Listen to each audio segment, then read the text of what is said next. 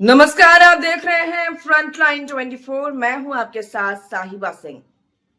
आज नहाय खाए से शुरू हुआ जीवित पुत्रिका यानी कि जितिया व्रत। प्रतिवर्ष आश्विन मास की कृष्ण पक्ष के अष्टमी तिथि को जीवित पुत्रिका व्रत रखा जाता है। नहाय खाए के दिन मड़ुआ की रोटी और मछली खाकर सुहागिन महिलाएं व्रत की शुरुआत करती हैं। 13 सितंबर को नहाय खाए है, 14 सितंबर को जीवित पुत्रिका व्रत है और 15 सितंबर को व्रत का पारण होगा, यानी कि व्रत संपन्न। सनातन धर्म में संतान की सुरक्षा, अच्छे स्वास्थ्य और उनके सुखमय जीवन की कामना के लिए माताएं जीवित पुत्रिका व्रत रखती हैं।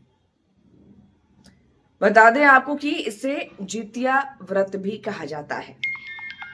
इस व्रत को कठिनतम व्रतों में से एक माना जाता है।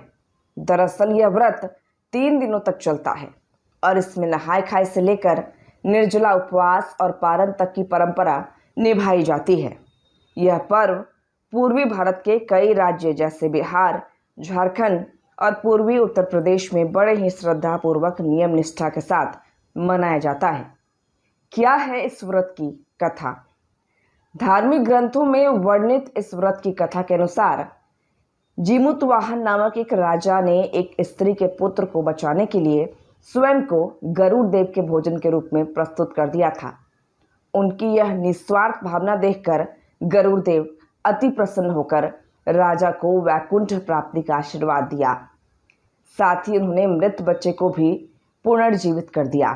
तभी से यह परंपरा प्रारंभ हुई और अपने बच्चों की सुरक्षा और दीर्घायु होने के लिए जीमूतवाहन देवता की आराधना करने लगी। व्रत और पूजन विधि क्या है?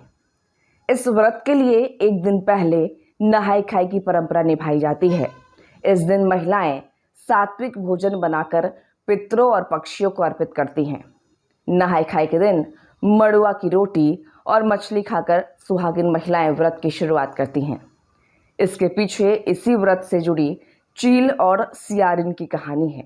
दूसरी तरफ अगर मड़ुआ रोटी और मछली की बात करें तो मड़ुआ और मछली को मिथिला में ऊर्जा और शक्ति के प्रतीक के रूप में देखा और समझा जाता है। सनातन धर्म में आमतौर पर किसी भी व्रत से पहले मांसाहार वर्जित है, लेकिन इस व्रत के शुरुआत में व्रती मड़ुआ रोटी और मछली का सेवन करती हैं, जिससे उन्हें इस व्रत के कठिनाई को सहने की शक्ति मिलती है। साथ ही शाकाहारी महिलाएं नोनी के साग का प्रयोग करती हैं। व्रत के दिन सूर्योदय से पहले स्नान करके महिलाएं निर्जला उपवास का संकल्प लेती हैं।